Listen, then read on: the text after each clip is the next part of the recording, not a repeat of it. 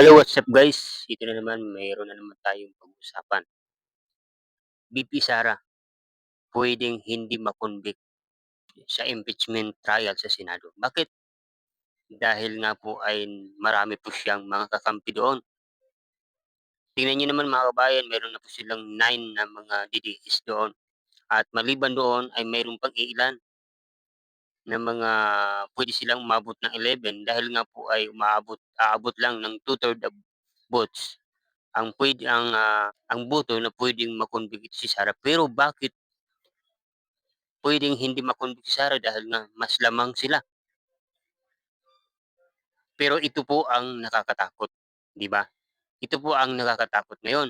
Ito, panoorin natin isang komento ng isang kababayan natin. Bakit nga ba sobrang tutol ng mga DDS senators na umabot ang impeachment sa Senado? Pag-usapan natin. Kung titingnan natin, napaka-favorable para sa DDS senators na umakyat ang impeachment sa Senado kasi you only need 9 votes out of 24 senators to acquit the accused. So, 9 votes lang ang kailangan.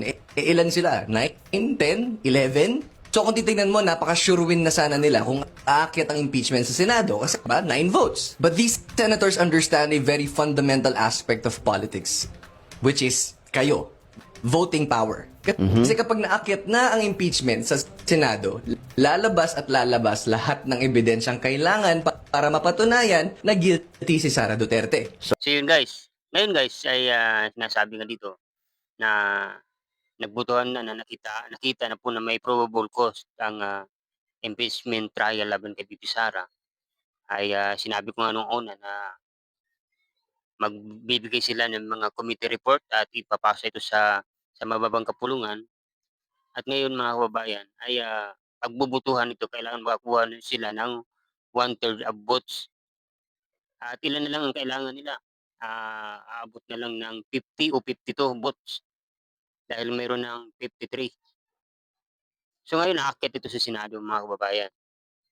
Kailangan makakuha ng two-third of votes at lamang na lamang itong si VP Sara dito.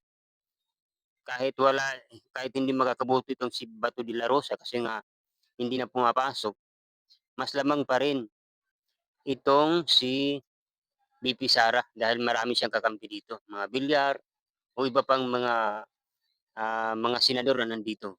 Pero kapag inilatag ang mga ebidensya dito mga kababayan, katulad ng AMLAC, yung, yung box na hindi binuksan doon sa committee hearing sa Committee on Justice o House of Committee on Justice, ay bubuksan na doon at ang lahat ng mga ebidensya ay ilalatag na doon sa Senado.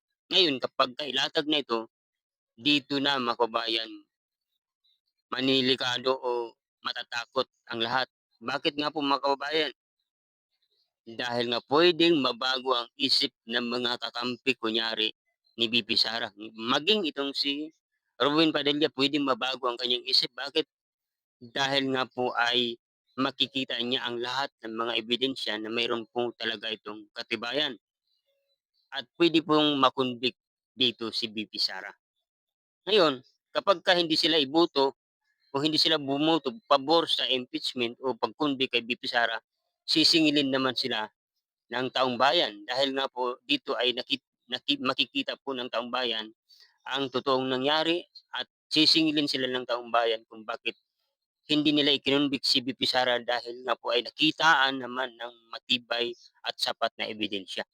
At yun din po ang magiging kalabasan mga kababayan. Kasi nga po, pwede magbago ang isip nitong mga kakampi ni VP Sara dito sa Senado.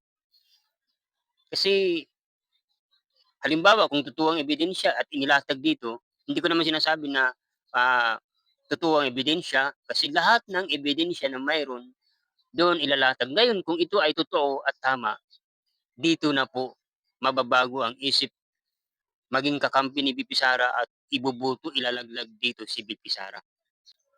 Yun po mga kababayan ang mangyayari ngayon sa darating na botohan kung ito po ay makalusot sa mababang kapulungan at makaakyat sa Senado. Kaya sabi ng ilan ay, hindi daw mako-convict itong si VP Sara sa Senado dahil nga po ay marami siyang kakampi doon. Pero inuulit ko, kapagka inilatag ang lahat ng ebidensya, puwedeng mabago ang kanilang kaisipan. Ngayon, kapag hindi nila i-convict itong si BP Sara kahit napatunayan na may sapat na basihan, may sapat na ebidensya, ngayon naman ang taong bayan naman ang sisingil sa kanila at sa darating na halalan, hindi sila iboboto dito. So yun guys, yun po yung aking, komento. Yun din po ang komento ng, isa nating kababayan. Kaya malinaw po mga kababayan na ang, ebidensya lamang ang magpapabago ng isip ng tao. Ngayon puro lamang haka-haka tayo dahil nga po ay, hindi pa natin nakikita, hindi pa natin naririnig, hindi pa nailalatag ang lahat ng ebidensya. Kaya yun lang po mga kababayan, abangan natin talaga ang mga mangyayari sa sunod na mga botohan dito sa, impeachment trial laban kay VP Sara. Kaya ito lang masasabi ko, posibleng ma-convict o posibleng hindi ma-convict si VP Sara. Maraming salamat po sa inyong panonood. Magkita-kita po muli tayo sa sunod ng mga video.